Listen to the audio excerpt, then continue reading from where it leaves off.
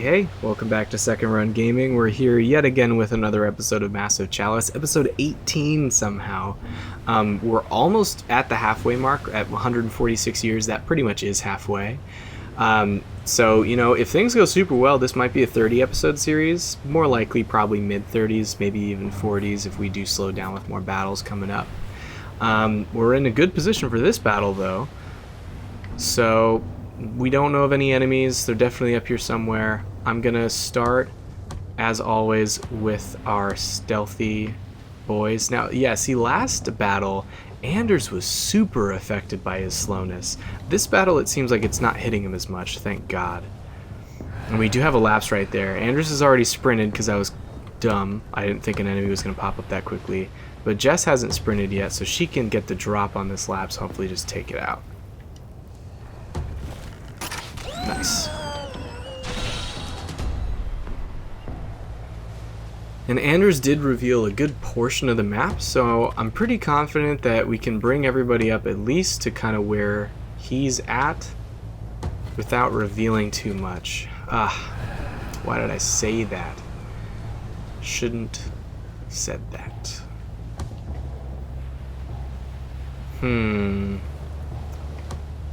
I'm definitely going to want it to be Koinen, because they're kind of a placeholder for this battle. Oh, fuck, I just made things worse. This is going to be a tough one. I can already feel it.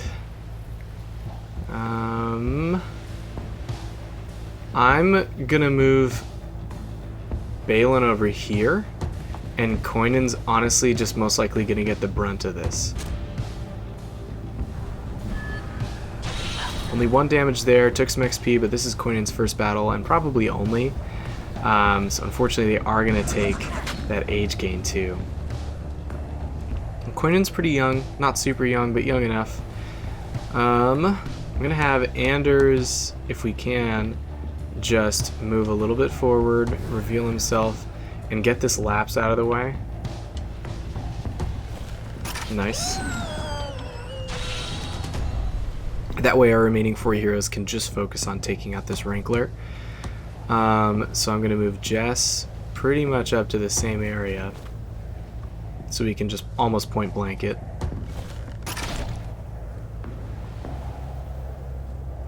And then, we'll have Koinen give it a shot. Great.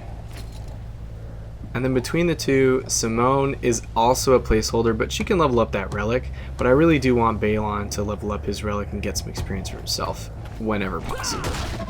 And yeah, that did bring him over the edge to level 4. Awesome.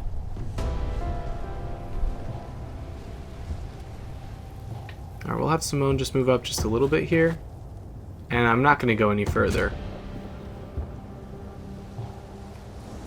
Okay. So Anders does have the ability to stealth, but not really too far. I'm gonna move Jess up here. And I'm gonna move Anders up here too. Everything seems honestly pretty good so far. So I'm just gonna keep inching our Vanguard up.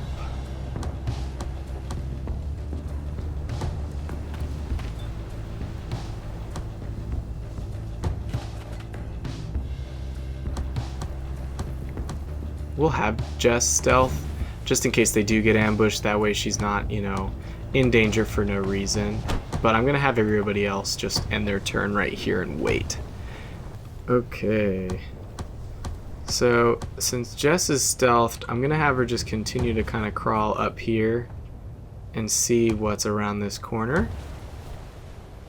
Nothing. That's great. So I'm going to move Simone right up behind her. Because I bet you we're going to start to see more enemies maybe here. Actually, no, it looks like the map ends that way. So they're going to be in this section here. But I'm going to come at them from this united front through these forests, because I like the amount of cover that we're going to be able to work with if we go into this foresty area.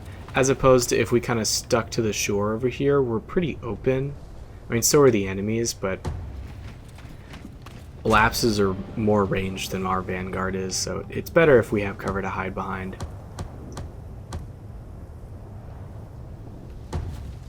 And Anything? Nothing. Okay. I mean, it's not too bad. I don't mind kind of just, you know, having another turn to sprint our people up a little bit further. So yeah, that's pretty much what we're gonna do.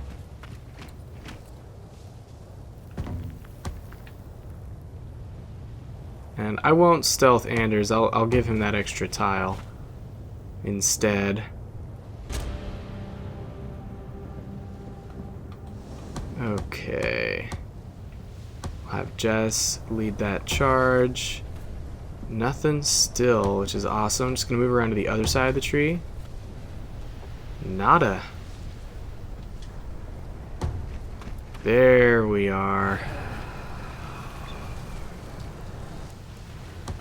We'll see if Anders can't get into range. I don't think he can. So I'm gonna have Koinen move behind this tree. That takes him or her out of the just kind of the sight range for that lapse. We're gonna have Anders go up there but stealthed. And then Simone will stay behind. Balon will move a little bit closer, but still behind some form of cover.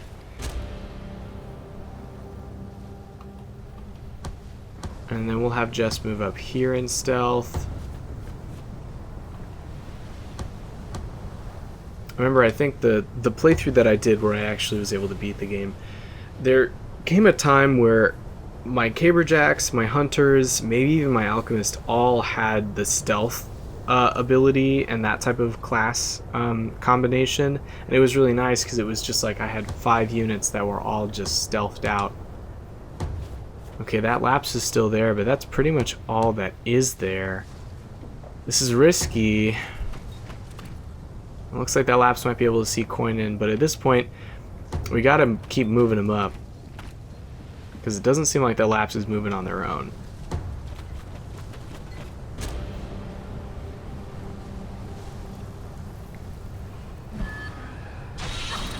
Yeah, so Koinen's really just getting the short end of the stick on all this. But that's okay. Like I said, that's kind of what a placeholder in battle is for.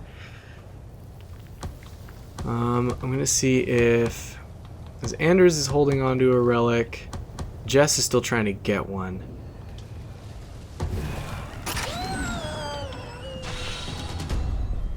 So yeah, the more experience she can get, the better.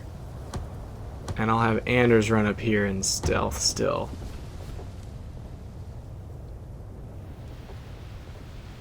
For now, I'll have Koinen heal. Since this is kind of a lull that we'll have. And I'm going to move Balon behind this tree up here. Simone can just catch up. Well, thanks. So far, so good. I haven't seen any cradles yet, so they obviously got to be coming. But so far, it's just been lapses and one wrinkler. And the more enemies we can take out in an isolated sense, the better. So, I mean, great. Awesome. A level up to level 5. Hell yeah. I'm glad that that house is starting on such a higher level, and that's in a lot of ways thanks to the Crucible and the training we've had going on there, because that affects all heroes regardless of their royal line. That's just every year they get a certain amount of XP. Alright, perfect. Both of those lapses are dealt with. I'm going to keep everybody at the same kind of tree line base level, just to make sure that we're safe and we don't accidentally aggro something.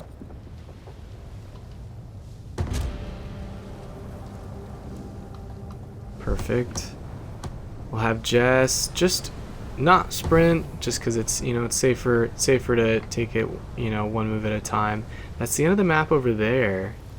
So the remaining enemies have just got to be in that little side sector. So we'll have Jess rotate. Oh hey, look at that. I spoke too soon. I don't think we're going to be able to get close enough to see that wrinkler. Just err on the side of caution. I'm going to keep both of our raid-ins back here. Koinen's already taken 5 years, and even though she is a placeholder, we've only got a couple Raidens, so we don't want to lose them if we don't have to. I'm going to move Jess up out of cover. I had a feeling there was a cradle back there. It's probably maybe a bad move to do that, but at least we know what we're dealing with. I'm going to have her obviously just focus on that Wrinkler.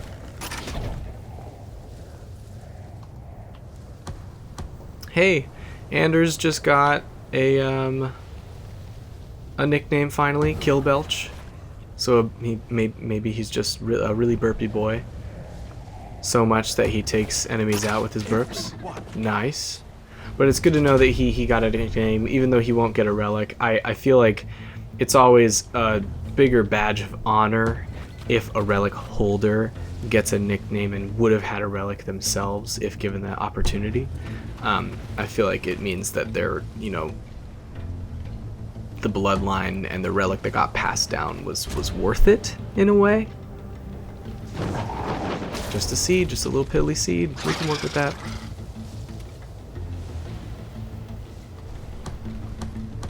I'm gonna have Anders come up and hopefully just start to whittle down on that cradle back there. Or not. He could also not. That's fine. Since Simone is slow, we'll just have her get that seed out of the way. She's too far to really feasibly throw a flask. And then we'll have Jess stay where she is, but fire a shot. I'll have Koinen running first. And we'll have Koinen actually just do a charge. Make sure that this cradle is stunned for the turn.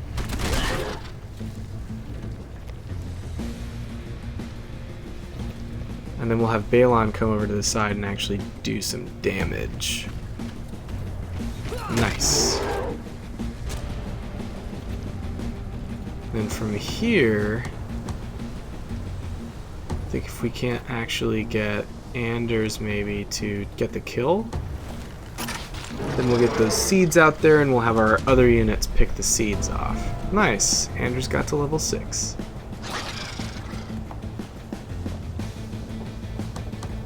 So I'll have Jess hopefully get within range to just pick one of them off.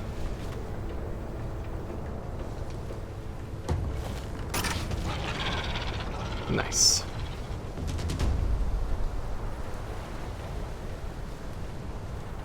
And I might be wrong, but it said bear next to her at the end. She may have just gotten a nickname too, which is going to be amazing if that's the case. Glancing blow, unfortunately, there. So Koinen has the explosive caper, which is good, and we're actually going to use that. Nice.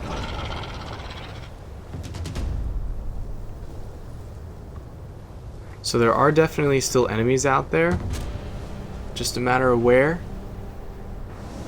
And yeah, Jess has a nickname, so just like that, only 2 battles in for the Van Houtens, and they've got a relic once Jess passes away. Oh boy. But we are not out of the woods at all. I thought maybe we were looking at 1 or 2 more enemies. We are looking at minimum of 4, 3 entire lapses, and a Wrinkler. So Simone's flasks are going to have to come in handy if possible. I'm going to move Anders over here just so he can stealth. And then we're going to have Balon and Koinen just kind of hang out around Simone right now behind this tree. Hopefully the Wrinkler and the lapses are not within range enough to do anything to them.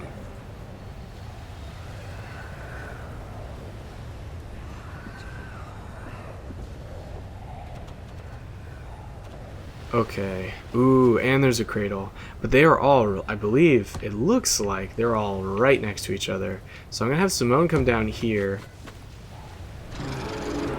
And just so that we're not stupid about this, I'm going to move Jess all the way over to the shore. Because we're going to have Simone throw 2 flasks, and it's likely she's going to miss. Hell yeah.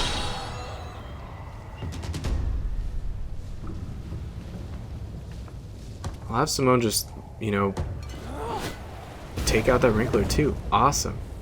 Alchemist coming in handy. And from here, we'll just see what damage we can do with Jess. Flash shot's only going to do one of them, so we'll just standard take out that lapse. That was enough to, I think, stun the cradle. So that was just flawless. That was 5 enemies, and now we're down to just 1 enemy left, and we've only used 2 of our 5 vanguards. That free throw ability that the alchemists have really is a godsend in some ways.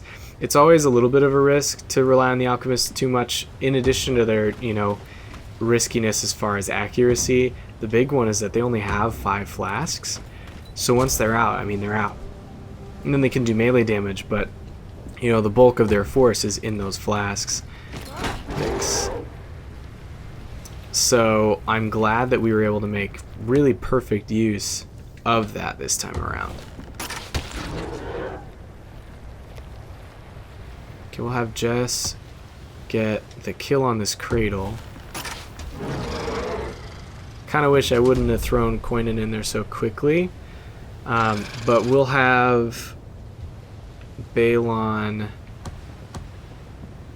do a charge from here, I think. Explosive Caper. Yeah, I would do it, but it's gonna hurt Koinen too. Which seems like overkill for seeds. I mean, I think that these are the last enemies around, but I would hate to be wrong. So just 1 left. Simone's not going to be able to get to it, so the seed's going to get a pot shot at one of our 2 Raidens, but I'm really not very worried.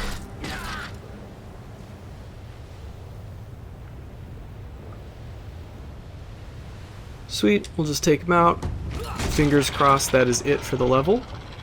Maybe? Hell yeah. How nice would it be if the Cadence surrendered right now? Oh, this is rhetorical. Alright, so our heroes have prevailed in the Cinderlands. Corruption has eased in this region. Anders and Jess both got nicknames in this battle, which is awesome. Anders didn't really need it, but I'm glad he got it because this is probably one of his last battles. Simone did great. She got 4 kills, is likely her only battle. I'm happy that the Van Houten's line is going to have a relic to pass on after Jess is done. And Balon did pretty well getting some experience. Everybody's alive, which I was honestly a little worried about because we just switched up our Vanguard pretty decently. Shooting items is okay. It's really helpful to just be a support for somebody else, but since I've been keeping everybody so close together, I think the blinding shot's going to make more sense. That's going to be a non-damaging direct shot that severely reduces the sight and accuracy of all targets in a small area. Super helpful if we're dealing with those twitchers or blast cappers that we know are going to hit our people. Simone, not super important for her. I think I'm going to give her the Spear of the Dart Falcon. If she does fight one more time, being able to trust her range and accuracy is going to be helpful. And then Balon can either do the extra item slot so we can equip that Scarf for extra experience, or Fury, increase damage for a few turns after each hit received, which is pretty good, but I'm going to go with that extra item slot just because, again, that extra XP is really nice. Alright. And we got Karika Snuffles, a level 4 female caberjack. So yeah, it's nice right now. Our Raiden household, our Mark 1 household, both don't have any cadence affecting them. So it's just this empty slot over here. Our Sagewright guild, which unfortunately has 2, and our Crucible that just has 1.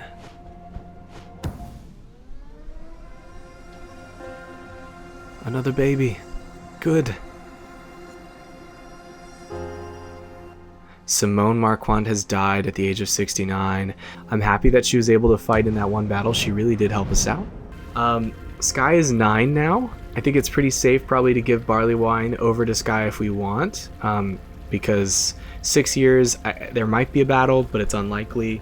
And again, like, I could give it to Emilu just since I gave it to all of her other siblings, but she's got that long lifespan, so I'd say she's probably got another 10 years minimum on her. And I would hate for her to just be stuck with it and then us have a battle and, you know, feel like we need to throw her in there.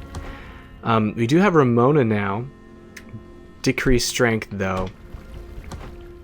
Sky's only got the one trait, but Sky's closer to being of age as well, so I'm going to give Barley Wine to Sky.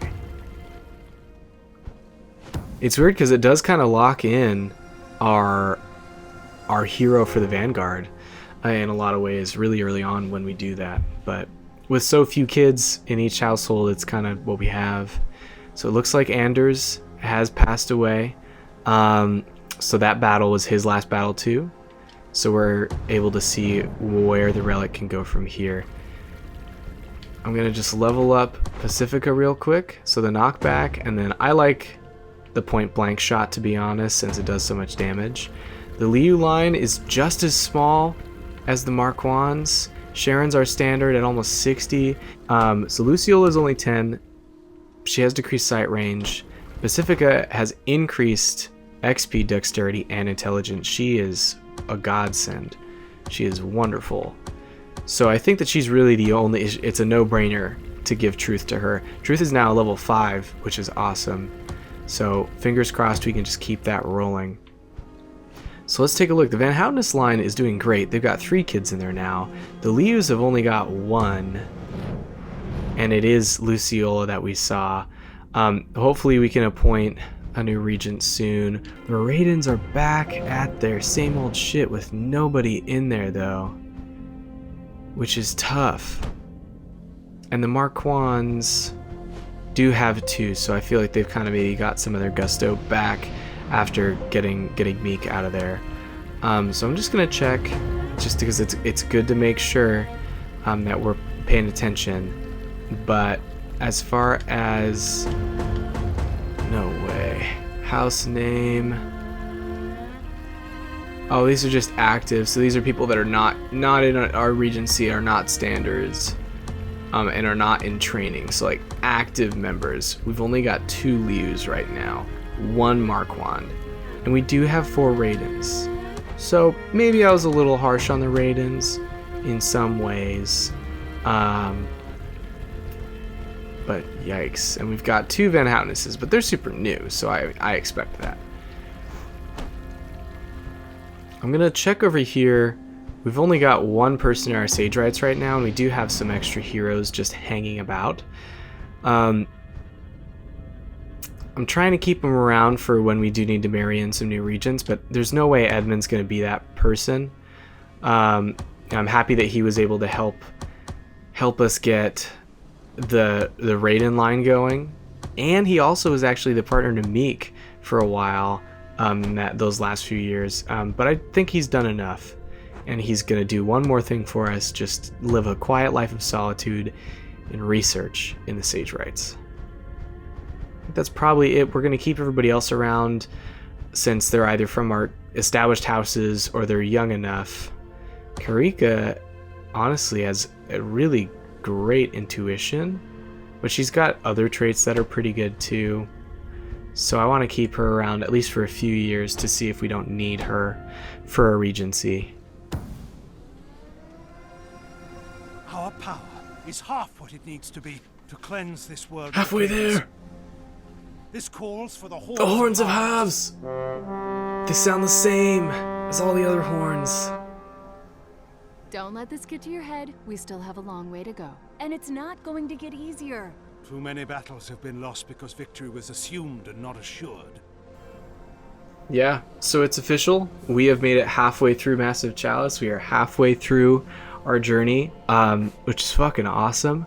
Fingers crossed we can keep the momentum going, keep our houses alive for another 150 years. Oof. And Keeson, weirdly enough that I joked about that, but he actually passed away at 43, super young. So we do have to pick a new regent for the Liu line. And it probably would have been Pacifica if I had known, because she has that relic.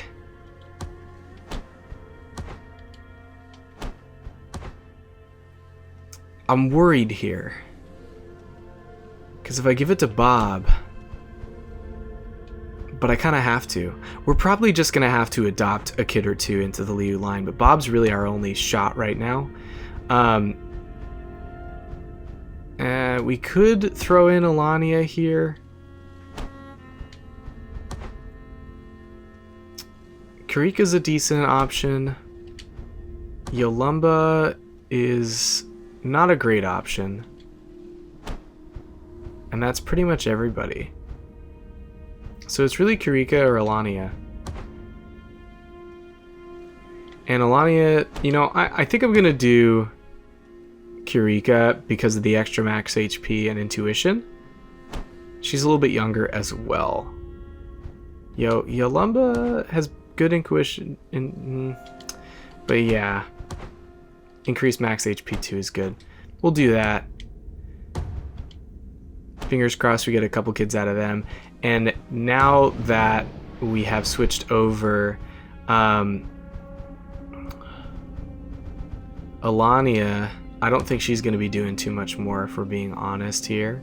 So I'm going to induct her into the Sagewright Guild in our 3rd slot. That way we're getting through research as fast as we can, but we haven't been sacrificing anybody from our mainline houses to do so. What? Mystery box. It's carefully hooked up to a crane and raised over the chalice, but right as it's about to be lowered down, the rope snaps and it plunges into the water. Within seconds, an orange mist smelling vaguely of burnt peaches floods the throne room until someone manages to open a door. As the cloud dissipates, you notice that there's something different about the heroes in the capital. They've all changed sexes. So literally every single hero in our retinue has now changed sexes and has gained the new perspective status. Fancy. Doesn't really do anything as far as fucking things up. It just means that all of our units are now different. So Jess has a mustache and has the new perspective trait. I'm curious what new perspective does. I don't know if it does anything. So yeah, Miyabi, Crispy, great name, Crispy, Esperanza.